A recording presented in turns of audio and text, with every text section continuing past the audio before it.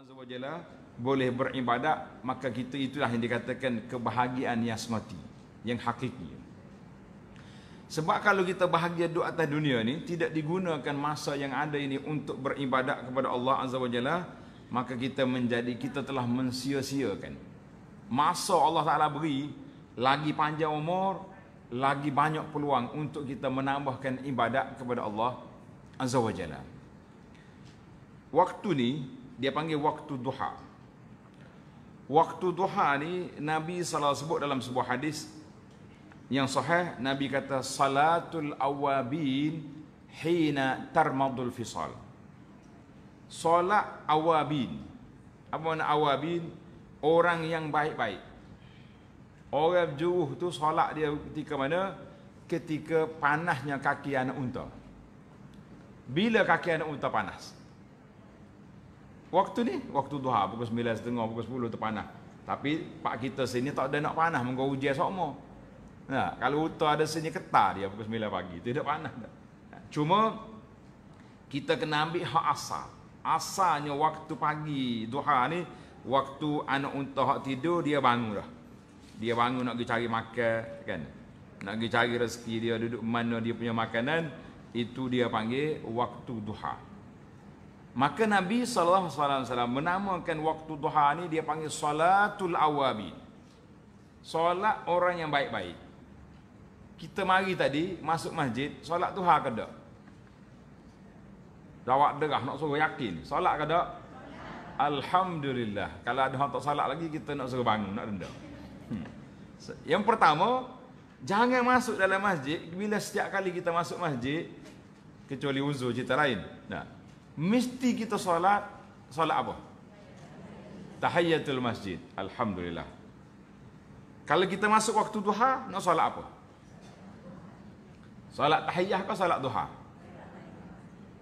Dengar ni. Alik ni jawab. Solat tahiyah ke duha? Tahiyat dulu. Ni. Dia gini kaedah. Bila kita masuk dalam masjid, ada waktu dia waktu duha, kita boleh terus solat duha 2 rakaat, tambah lagi 4 rakaat, kemudian jadi 8, jadi 10, dia boleh. Solat duha yang comelnya berapa? 8. Kalau paling banyak 12. Persederhana 4. Hak baik 2. Hak tak baik berapa? Tak rasa, tu tak baik. Jadi kita jangan ambil tak baik. Kita akan ambil yang sederhana-sederhana. Kalau boleh, tapi kalau kita kata, saya kalau 2, insya-Allah kita jaga semua. 2 tak apa, tapi semua hidup. Elok kalau kita boleh 4. Maknanya, kalau kita masuk waktu duha, kita tak payah lagi niat tahiyatul masjid. Kita terus niat salat duha 2. Tambah lagi 2. Tak sampai lagi penceramah, tambah lagi 2, boleh lagi. Duduk rumah tak ada kerja dah. Tambah lagi sampai 8, boleh.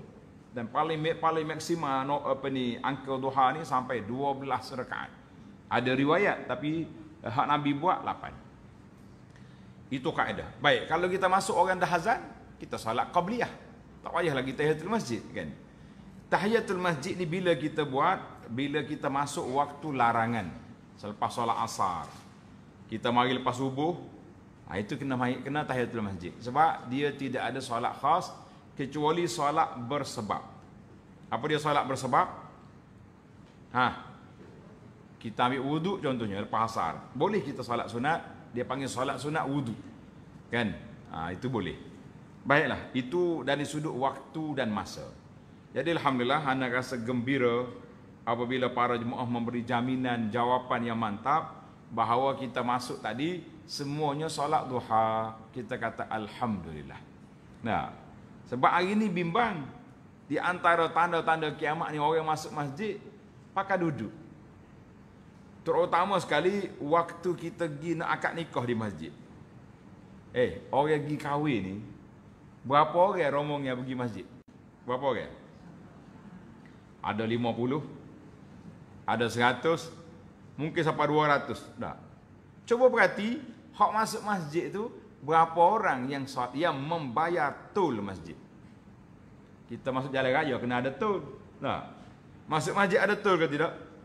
Berapa dia tol dia? Solat jangan duduk. Kecuali solat tu. Tak kira lah duha ke, solat sunat qabliyah ke, solat sunat witir ke, yang penting ada solat. Mana kalau kita masuk malam, contoh kita mari 5 pagi, kita boleh niat tahajud pun tak apa. Kan? Solat qiyamul lail pun boleh. Itu dia panggil secara automatik dia bergabung dua tu. Solat duha, tahiyatul masjid tu masuk di bawah dia. Itu di antara ibadat yang masuk di bawah masing-masing. Baik, mukadimah tak boleh panjang sebab kita nak pergi kepada perbincangan kita yang panjang. Yang pertama kita masuk kepada risalah yang kuning ni. Dapat dah? Risalah warna kuning ni tajuk dia Fadilat dan Hukum Salat. Nah, risalah salat, fadilat dan hukum. Jadi kertas kita ni penting untuk kita baca. Ana ambil sebahagian daripada ni sebab kita nak masuk kepada risalah yang kedua dan risalah yang ketiga. Ni kuning ni. Hari ni tiga risalah. Baik. Tengok nota kita. Solat ataupun disebut dengan nama sembahyang. Solat adalah rukun yang kedua dari rukun Islam. Rukun yang pertama kita apa? Mengucap 2 kalimah syahadah. Itu rukun yang pertama. Selesai daripada kita mengucap, apa yang kedua Allah Ta'ala beri apa? Solat. Sebab apa solat diletak rukun yang kedua? Kenapa?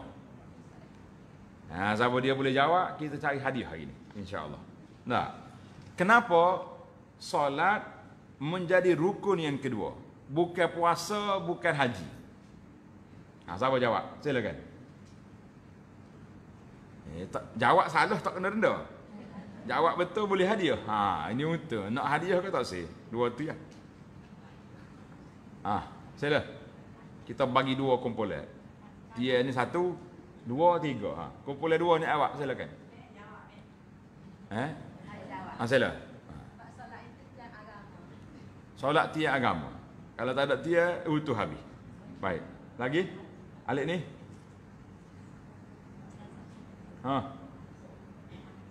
Tak si jawab.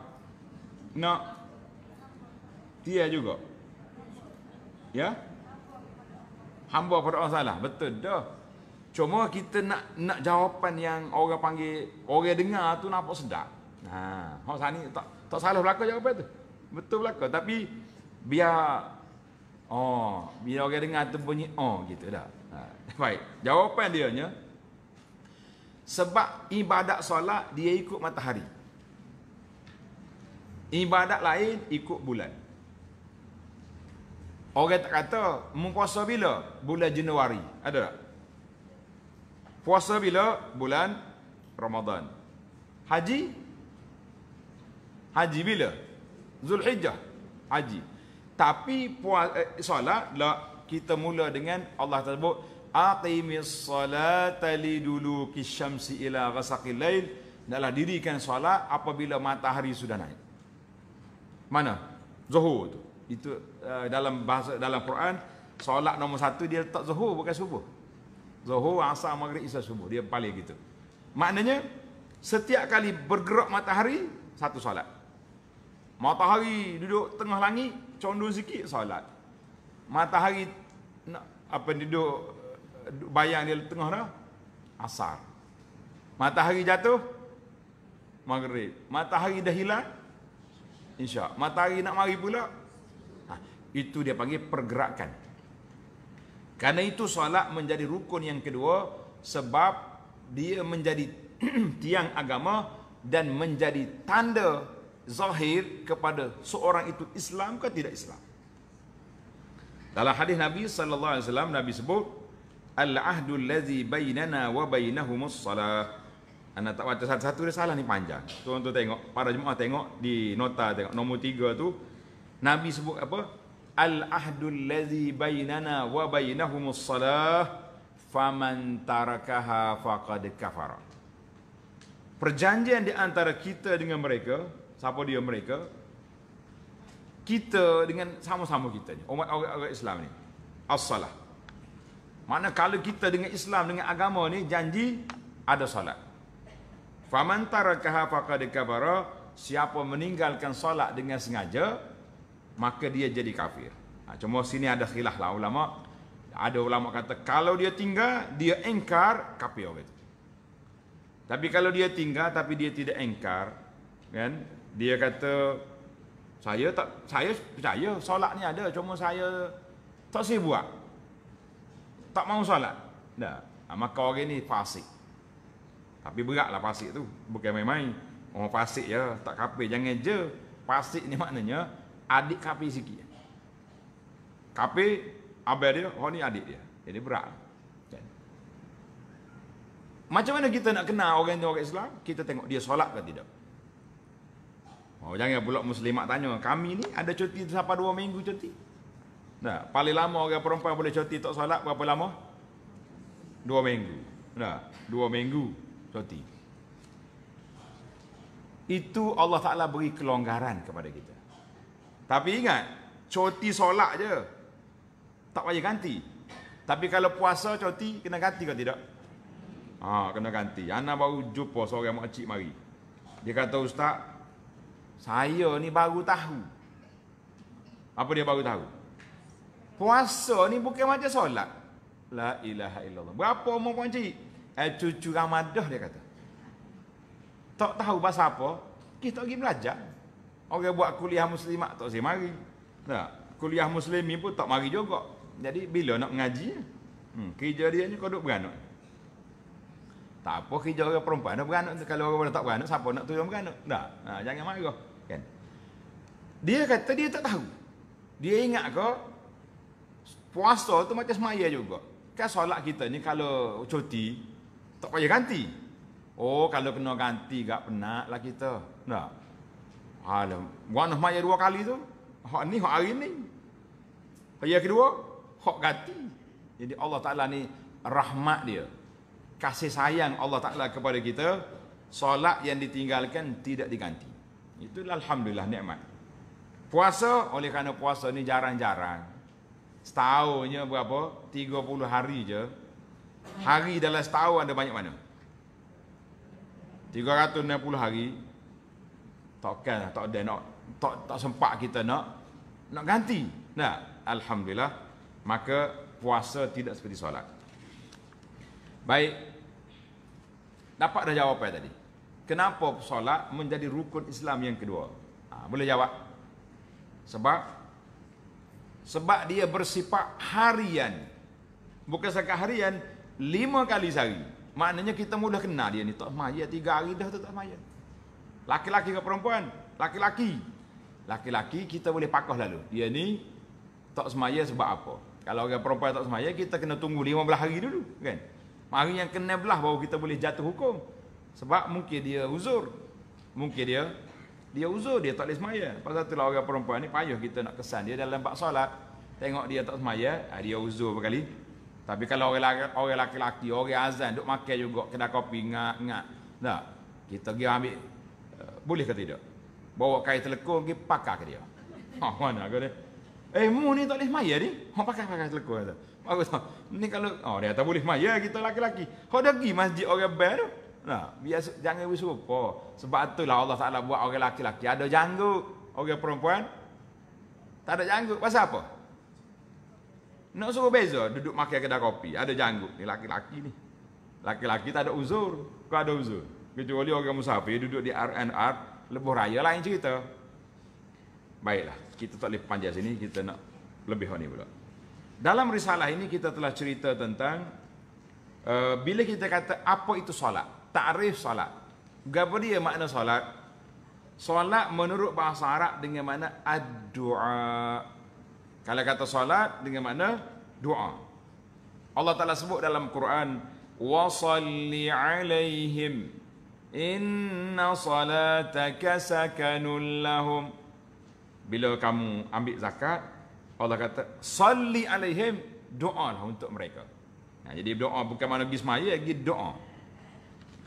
Dalam hadis kalau orang jemput kita kenduri, orang ajak kita kenduri, kita puasa.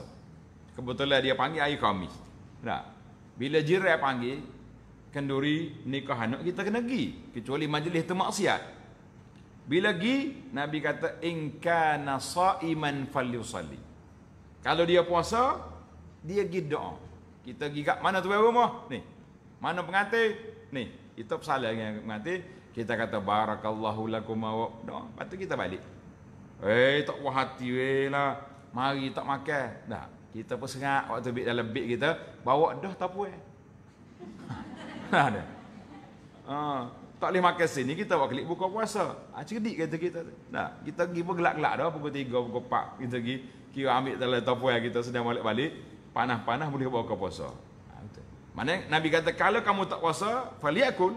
Kalau puasa, falyusalli. Mana kita pergi doakan kepada keluarga dan juga pengantin. Untung kita. Itu makna solat. Makna solat dari sudut bahasa makna dia apa? Doa. Sebab apa doa? Sebab semua kita solat daripada awal takbir sampai kita salam itu dikira berdoa. Faham ke tidak? Mana doa? Tak doa kita kata Allahu Akbar, Alhamdulillahi Rabbil Alamin. Sudah. Tulis para jemaah. Doa tu ada dua kategori. Doa ada berapa kategori? Dua. Yang pertama dia panggil doaul ibadah. Doa ni ibadat semata-mata. Kita tak minta apa-apa. Kita beribadat. Allahu Akbar. Alhamdulillahirabbil alamin. Tapi dalam alhamdulillah ingat, separuhnya ibadat khas, separuh lagi permintaan. Bila? Bila kita kata, ihdinas siratal mustaqim. Ya Allah, tunjuklah aku jalan yang lurus. Apa makna? Makna apa? Makna kita minta. Itu doa permintaan. Maka dalam Al-Fatihah tu terbagi dua. Doa minta, doa ibadat. Kan ada setengah doa ni, macam Nabi sebut dalam hadis, sebaik-baik doa, doa hari Arafah. Ingat, sebaik-baik ucapan aku, dan Nabi-Nabi belum pada aku, dia kata apa di Arafah? La ilaha illallah wahdahu la syarikalah, lahul mulku wa lahul hamdu wa huwa ala kulli syai'in qadir. Mana minta ya? Tak minta. La ilaha illallah, tidak ada Tuhan. Mana tidak minta. Habis? Itu dia panggil doa al-ibadah. Maka dalam solat kita ni terbagi dua. Sama ada kita minta atau tak minta. Subhana rabbiyal azim. Subhana rabbiyal a'la. Itu doa ibadah mana kita puji Allah. Tapi lepas pada kita sujud, dalam kita sujud, setelah kita kata subhana rabbiyal a'la wa bihamdihi, kita boleh minta, Rabbighfirli wa liwalidayya, ampunkan dosa aku, dua ibu bapa aku. Sebaik-baik doa, tempat yang paling dekat kita dengan Allah Azza wa Jalla di mana? Sujud. Maka kita boleh minta. Kalau tak minta pun boleh. Sebab ada dalam sebuah hadis disebut bahawa man syaghalahu zikri an mas'alati. Siapa dia sibuk duk berzikir, tak minta. Kita duduk ramai-ramai ni, orang lain duduk minta belakang, ya Rabbi nak rezeki, ya Rabbi nak anak, ya Rabbi nak cucu, contohnya. Orang ni tak ada kira apa. Subhanallah, alhamdulillah, duduk zikir dia.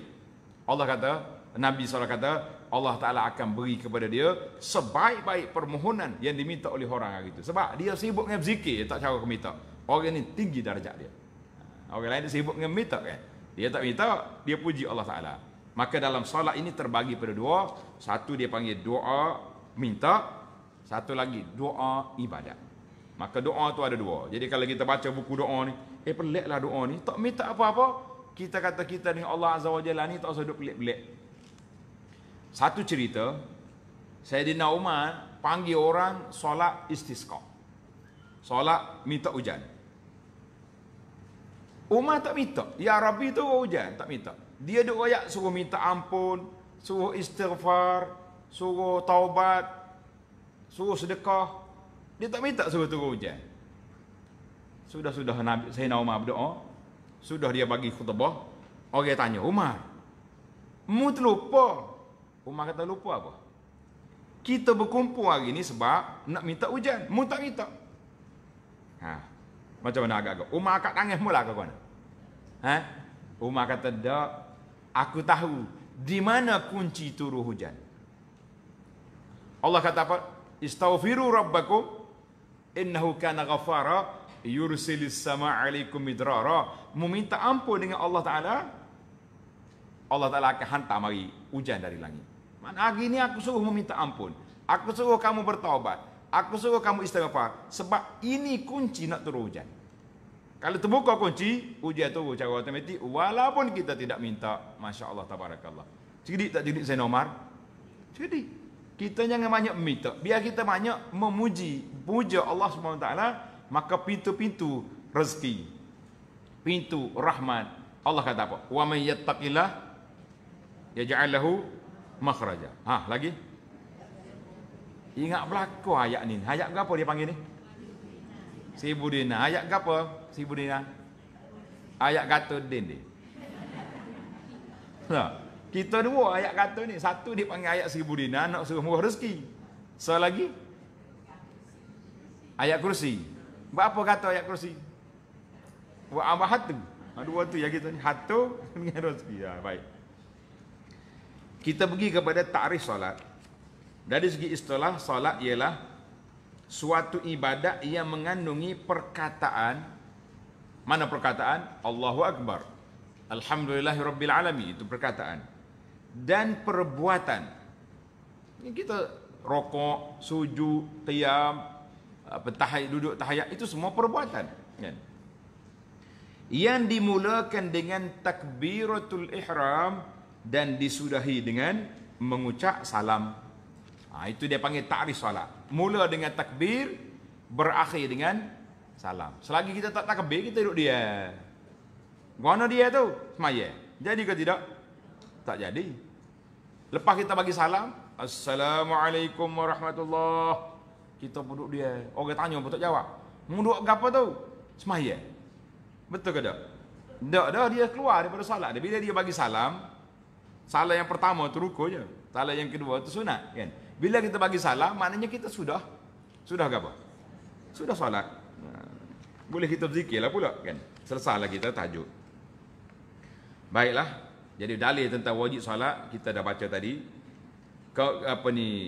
Solat mempunyai fadilah yang besar. Saya baca yang nombor untuk mudah. Sebab nanti balik kertas ni jangan taruh, jangan simpan. Nak buat apa? Tepek din dia. Baca ke siapa? Anak, cucu, cicit panggil di sini. Nenek pergi ambil daurah hari ni, daurah solat. Mari kita baca. Kita tak kerti baca pun suruh dia baca, pas kita syarah. Boleh syarah tak? Senyum mana mengaji tadi. Dia mengaji kena hurah, dia tak boleh main-main, kan? Maka solat mempunyai fadilat dan hikmah yang besar yang tidak terbilang banyaknya. Yang pertama, solat itu menjadi sebab penyuci hati. Siapa nak bersih jiwa dia, maka kita kena solat. Sebab banyak sekali hadis-hadis Nabi SAW. Dia kata bila orang itu solat, bila kita rokok, dosa kita kopos itu. Bila kita sujud, jatuh habis. Nabi kita buat bandingan solat ni seperti orang yang mandi. Depan rumah dia ada sungai, dia mandi 5 kali sehari. Bersih tak bersih? Alhamdulillah. Mandi dengan gosok pula tu. Setengah kita ni macam tak bersih yang mandi. Itu dia panggil mandi kubah.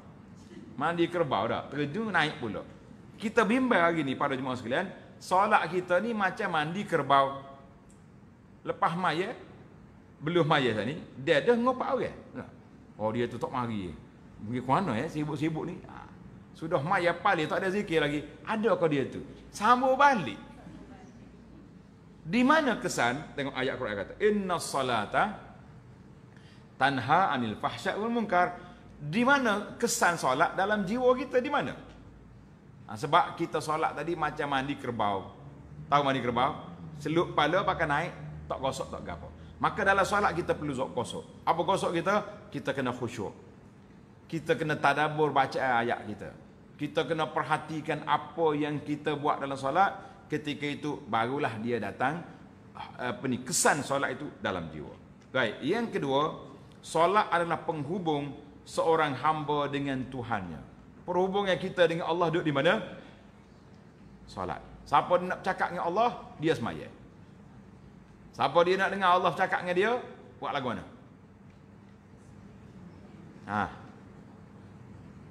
3 kumpulan ni, jawab cepat. Kita nak dengar hak zul 1, 2, 3 dekat belakang. Kita nak suruh nak dengar Allah cakap dengan kita, lagu mana? Baca Quran. Quran kan Al-Quranu kalamullah, kata-kata Allah. Bila kita kata ya ayyuhallazina amanu, hei orang beriman. Kadang-kadang orang perempuan ni berasa tak puas hati dia kata Tuhan ada sebut orang laki-laki je dalam solat, dalam Al-Quran. Dia pergi jumpa Nabi sallallahu alaihi wasallam. Allah Taala tahu ayat Quran tanda ayat 35 surah Al-Ahzab, innal muslimina wal muslimat wal mu'minina wal mu'minat wal qanitina wal qanitat was saimina was saimat waz zakirina Allah katsira waz zakirat. Maka di sini Allah Taala asingkan dua pasangan, dua jantina. Quran atau muslimin muslimat, mukminin mukminat, saimin saimat, zakirin zakirat. Maknanya 10 ayat ini, 10 perkara dalam ayat 35 Ahzab ni, iaitulah dia panggil amalan bersifat peribadi. Jangan harap kau tak lelaki. Saya tak apa, tak berzikir. Cik abang saya tu imam. Sedap dia pakai relax semua. Saya tak apa, tak zikir banyak pun, tak ibadat pun. Apa ni, suami saya ustaz contohnya. Tak boleh. Setiap orang mesti berlomba nak banyak. Itu dia panggil dalam Islam itu bagi. Maka dalam Al-Quran, siapa nak dengar Allah cakap dengan dia, baca Quran. Ni ada orang timbul soalan, tak sempat ustaz ni kita nak baca Quran. Kita kata zaman kita ini jangan banyak cakap. Malu kat orang. Kan?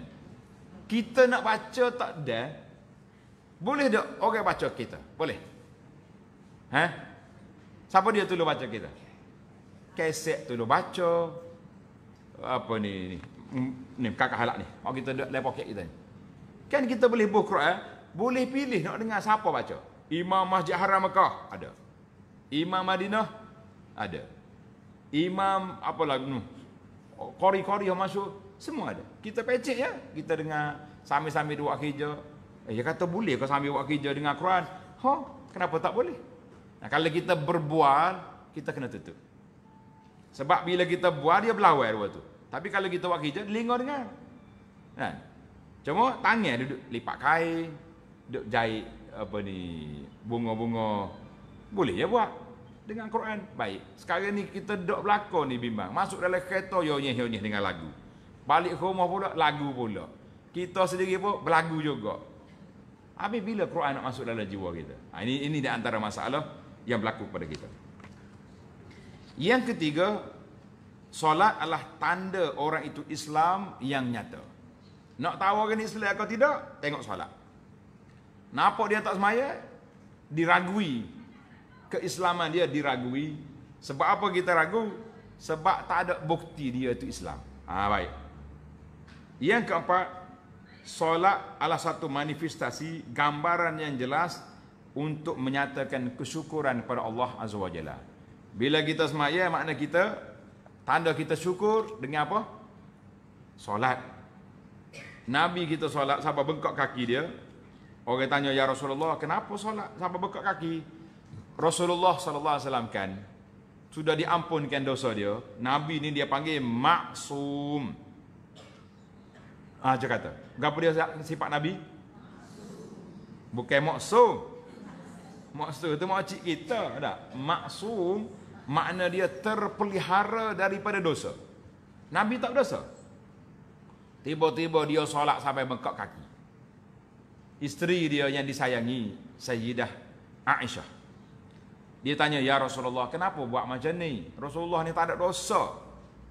Nabi kata apa? Tengok ni. Itu dalam kitab kita ada. Nabi jawab, afala aku nu abdan syakura. Nabi kata, tak patutkah aku jadi hamba yang bersyukur? Maknanya kalau kita nak bersyukur, kita banyak solat. Boleh apa-apa nikmat? Solat. Masya Allah, tabarakallah. Yang kelima, solat menjadi cahaya yang menerangi tuannya. Pada hari kiamat esok, kita duduk gelak gelita, kita akan cerah. Keluar di akhirat esok, muka orang solat, orang ada wudu, muka dia bercahaya. Cerah.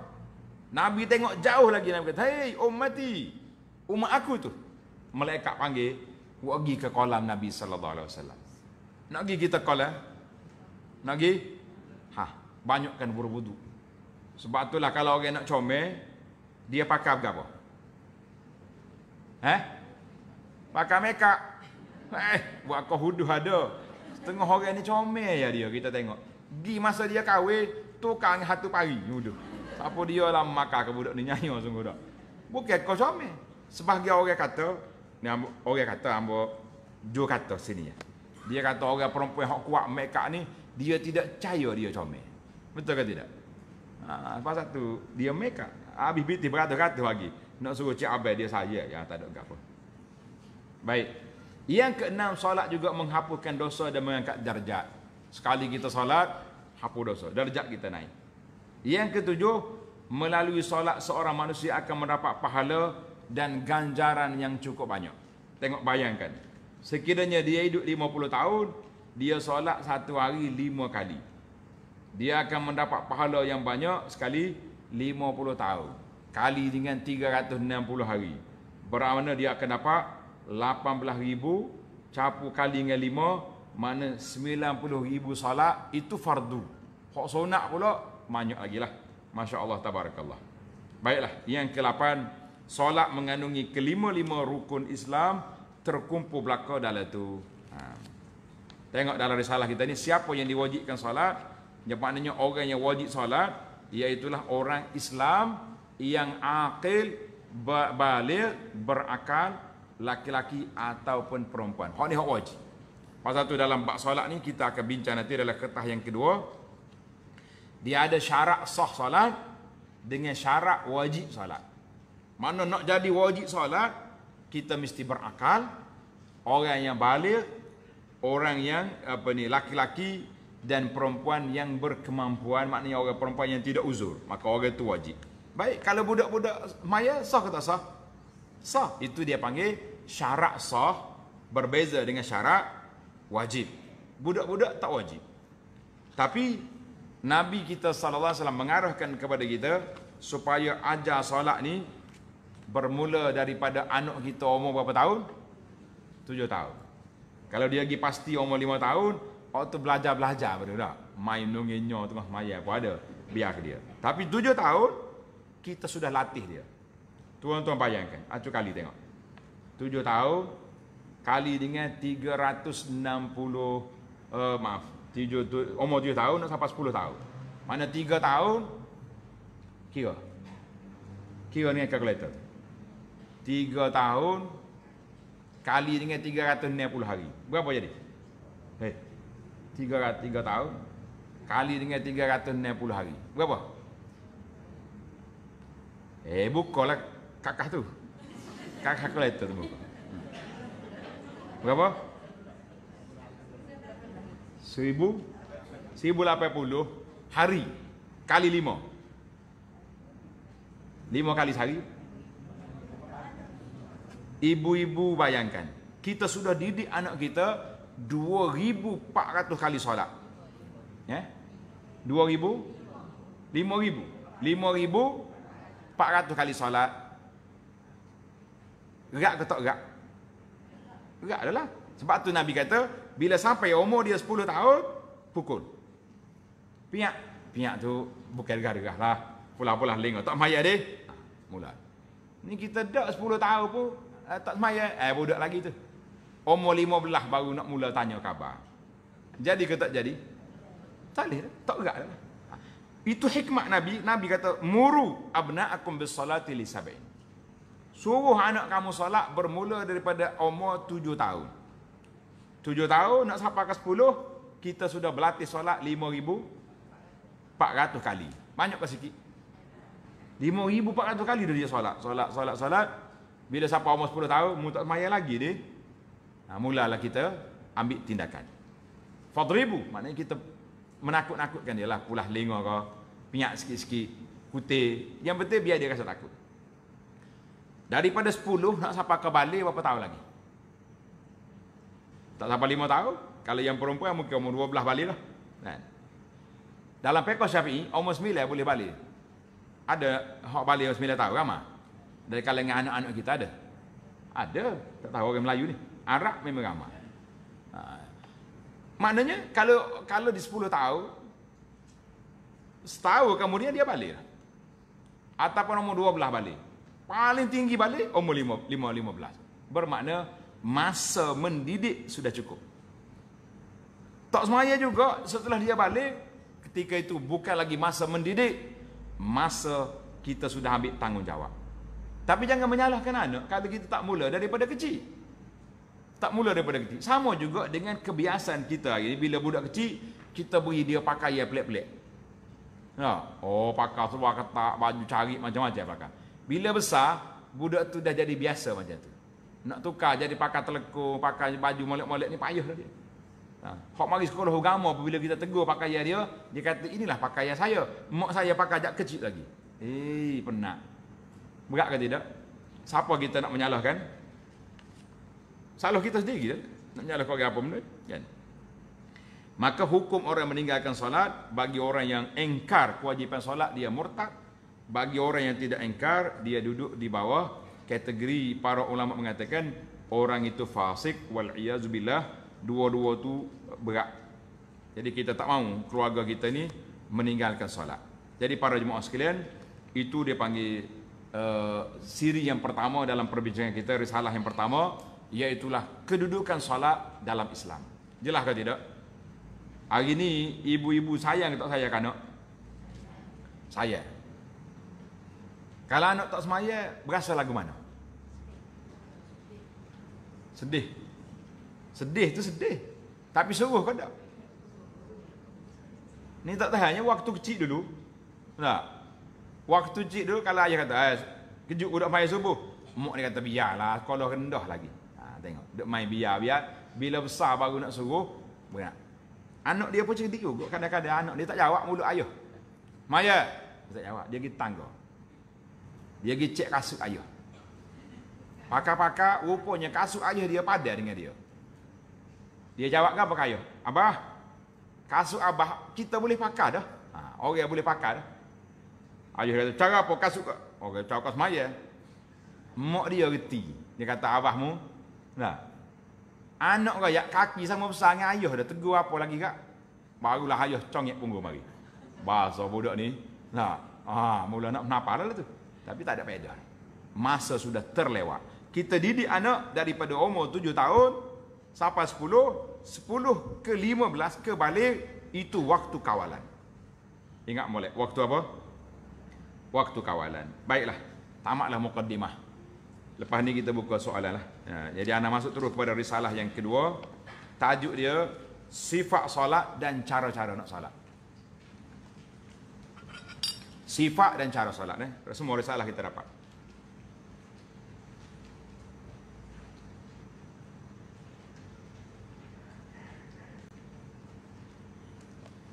Kalau panjang sikit pun tak apa tak. Kalau agak nak klik nan tak. Panjang risalah ni. Itu baru mukaddimah baru tu. Baik, kita pergi kepada risalah yang kedua, risalah solat sifat dan cara. Kita pun mudah-mudahlah asing sebab kadang-kadang bila kita buat daurah solat ni mudah. Budak-budak kecil dia pergi risalah. Solat yang sifat solat yang diwajibkan ke atas setiap muslim yang mukallaf, iaitulah 5 kali zuhur, asar, maghrib, isya dan subuh. Kelima-lima solat ini telah disyariatkan oleh Allah Azza wa Jalla ketika Nabi Isra dan Mi'raj. Isra tu Nabi berjalan ke atas darat pergi ke Baitul Maqdis, Mi'raj naik ke Sidratul Muntaha. Baik, kita pergi kepada syarat sah solat. Ini syarat sah solat. Yang pertama Islam. Yang kedua orang itu berakal. Manakala orang gila maya tak jadi. Yang ketiga mumayyiz. Apa dia makna mumayyiz? Dia sudah tahu membezakan yang buruk, yang kotor, yang baik. Itu dipanggil. Kalau budak kecil tahu apa. Yang keempat mengetahui masuk waktu. Ini penting ni. Kalau kita semaya tak tahu masuk waktu ke tak, jadi ke tak jadi? Contohnya kita semaya, masuk waktu ke tak tu? Tak tahu. Pakai semaya. Sudah semaya orang bagi tahu. Lama dah ni pukul 2 tengah hari dah ni. Boleh jadi hari tu hari hujan gelap tak nampak kan. Tapi waktu kita akad takbir tadi, kita yakin tak yakin masuk waktu? Tak yakin?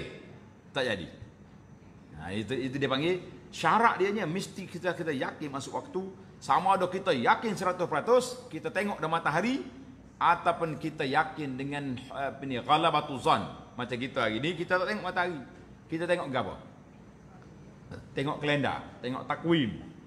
Kita dengar azan untuk bila bel di masjid kan. Itu dia panggil yakin ghalabatul zan. Mana keyakinan kita tinggi dah. Yang kelima, menghadap ke arah kiblat. Kita nak semaya kena menghadap kiblat. Tak boleh menghadap kursi kan. Kiblat kita di sini mudah. Bagi kita orang Malaysia ni, kiblat kita menghadap ke arah barat, ke arah sebelah matahari jatuh. Tengok matahari jatuh situ, kau itulah kita. Itu dia panggil syatra, arah Masjid Haram. Kalau kita nak betul-betul, mungkin payah sikit lah kan. Ada setengah masjid ni bila diukur dengan kompas hak baru-baru ni, lari sikit. Dah. Siapa mereka ada hak lari nyerong gini ada. Kita pergi semaya kata, "Guana tewe molek ni." Dia kata 20 tahun dah kita semaya telah ke Yaman, tidak pergi Mekah. Nak kata guana. Jadi para ulama kata oleh kerana waktu dia solat tu dia yakin kiblat dia kot ni. Tapi bila dia tersalah, tak payahlah diqada balik. Itu biarlah. Hak lepas tu Allah Taala tahu. Aynama tuwallu fasamma wajhullah, di mana kamu hadap, kita akan menghadap kepada Allah Azza wa Jalla. Tapi syarat dia kena menghadap ke arah kiblat. Yang keenam, menutup aurat. Aurat laki-laki dari pusat ke lutut. Hak ni hak paling minimal lah ni, paling kecil sekali. Lama ada pula orang belajar hak ni, tengah hari kaya pakai kain tuala pergi masjid. Mana tak ayah tuala? Ustaz kata pusat dengan lutut yang aurat orang laki-laki ni. Nah. Anak rasa tok email tok akak takbir kecuali dia panggil ambulans tu. Telefon ambulans mari, "Hei, mana? Ada bagai pelik masjid kita ni. Main kain tuala lagi ni." Kawan tu baru belajar fiqh. Orang tak buat kerja lah gitu. Pasal apa? Allah sebut dalam Quran, "Khuzu zinatakum 'inda kulli masjidin." Ambillah perhiasan, pakaian comel-comel, molek-molek ketika pergi masjid. Kita nak pergi masjid tak comel baju. Nah, ketika pergi pasar baru pajabat je. Lah. Bukan comel tu maksudnya jangok lah, mana pakai comel, jubah, pakai sarung molek-molek, pakai baju. Ni mari hok baju cari tak tahulah mana. Aurat wanita seluruh anggota kecuali muka dan dua tapak tangan. Itu bahasa kita, dua tangan. Maknanya kita boleh buka muka sekat ni dengan tangan sekat ni. Macam kita muslimat hari ni, oleh kerana kita terbiasa dengan pakai telekung. Bila kita nak pergi mana-mana, berapa beg kena bawa?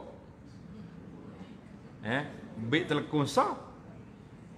Beg tangan hok duit-duit ni sah. Beg apa lagi? Beg Quran. Yang pentingnya kalau tak bawa telekung tak boleh semaya kau. Tapi tak biasa dah. Jadi pelik. Mula-mula timbul cerita lagu ni bila ada orang perempuan pergi masjid kita tak pakai telekung, pakai gaya-gaya majik-majik. Maya gapo lagu tu. Lah ni ada lagi kau pasal nak tegur. Alhamdulillah. Mana kita sudah perkembangan pelajaran kita. Maknanya kita kena tutup sekat ni. Ni dengan muka. Pasal tu kita kena bawa stongan. Kena stongan. Apa stongan? Stoki tangan tu dia ringkas lah. Stoki tangan. Jadi stongan. Ringkas nama molek kata. Jadi kita kena pakai stongan. Stongan ni lepas sini. Maknanya aurat kitanya setakat ni. Maknanya kalau kita tutup ni, pakai stongan, kaki pakai stoki, maya. Tak payah dia buat kain telekung. Pergi utus sabit. Nah. Utus satu bit. Oh dia kata Quran, tak payah Quran dah. Lalu ni Quran ada dalam kakak ni ada belakang Quran. Tapi baca tak baca ya. Cuma dia kata bahaya baca dalam ni. Kita baca Quran, masuk wasapi mari. Kan kita ada mazhab wasapi lah ni. Nah, mazhab wasa'at ni lah. Dia masuk waktu, galip taklah kuana kita ni. Punuh je ada. Jangan panjang banyak cerita ni. Maknanya aurat kita ni, tanda ibu-ibu. Aurat kita dalam solat, itulah aurat kita luar solat. Ni setengah orang ni waktu pergi masjid kau telekur 3 lapis. Sudah-sudah mayanya gulu kain telekur sekali dengan kain-kain tu. Nah, Allah mana berjambu balik. Ada orang lagi tu. Berjambu semula. Tutup tak. Maka aurat kitanya dua solat dalam solat setakat tu. Setakat pergelangan tangan dengan muka. Ya, itu ambil sekata. Terus ambil hak khilaf kata kena tutup muka tu panjang cerita pula. Kita ambil hak mudah-mudah dulu sekat ni. Syarat yang ketujuh, suci daripada najis dan segala kotoran pada pakaian, tubuh badan dan tempat menunaikan solat. Jadi kita kena ada suci. Kita gini ya, jangan suci ni jangan duduk cek semua. Kalau kita nak cek semua naik, ada setengah orang dia rasa depan ni duduk ni. Rasa takut bau tahi cicok. Siapa dia suruh hidup merasa datang masjid? Tak ada orang suruh rasa. Kita tengok tak ada benda. Lebih-lebih lagi sampai PKP ni, alhamdulillah. Nah, dia suruh bawa sejadah diri pula. Lagi senang. Sejadah kita bawa ni kita tahu kotor ke tak kotor. Tapi sejadah dekat RNA tu Allah hapok lah. Anak kalau maya di anak kita buat sejadah tu pun bangang mai ni. Orang bak naik dengan basah-basah dai kan pakai maya tu dia panggil hapok bengai kita. Tapi maya juga kita pasal yang budaya orang Melayu ni kalau tak maya atas jadah tak jadi macam kan. Ya susah. Ini mudah-mudah. Jadi kita nak bersih tubuh kita, pakaian kita dan tempat kita solat. Yang ke-8, suci daripada hadas kecil dengan berwudu dan suci daripada hadas besar dengan mandi junub. Mana kalau orang itu hadas besar kena mandi, kalau kita hadas kecil kita berwudu. Habislah kita 8 syarat sah solat. Kalau tak cukup ni ada satu kategori lagi dia panggil solat orang uzur. Mungkin nanti kita buat tajuk khas lah untuk daurah solat orang uzur. Lagu mana orang ada waya tangan nak maya lagu mana? Orang bawa beg air kecil nasallallahu assalamah kita minta selamat lah daripada penyakit pelik-pelik dah. Ni dia panggil stoma. Tahu stoma? Tangki najis duduk sini. Berat lagu mana nak maya. Insya-Allah dalam daurah lain. Kalau ni kita ambil hak segar-segar dulu. Hari ni kan. Kalau tidak tak ada masa. Baik, kita pergi kepada rukun solat. Dalam fiqh Syafi'i, para jemaah sekalian, dalam fiqh mazhab Syafi'i dia bagi 3. Rukun, sunat ab'ad dan sunat hay'ah. Rukun, sunat ab'ad, sunat hay'ah. Rukun tu termasuklah dia panggil wajib, sama juga. Rukun, fardu, wajib solat, hak tulah ya. Kalau fiqh orang lain jangan. Dia ada beza di antara rukun dengan wajib lain. Kita fiqh mazhab Syafi'i dia serupa. Baik. Rukun solat dalam kitab kita ni ada 13 perkara. Ana sebut secara ringkas, lepas ni tutup kertas nak tanya sorang-sorang. Jangan lari. Baik. Kita ni kalau tak tahu rukun, lagu mana kita solat? Itu bahaya. Yang pertama, niat. Di mana kita niat? Mana niat? Dalam hati, bukan sini. Tu akad takbir nama dia. Cuma waktu berniat. Lah ni kita nak bahas tentang satu-satu. Yang pertama, niat.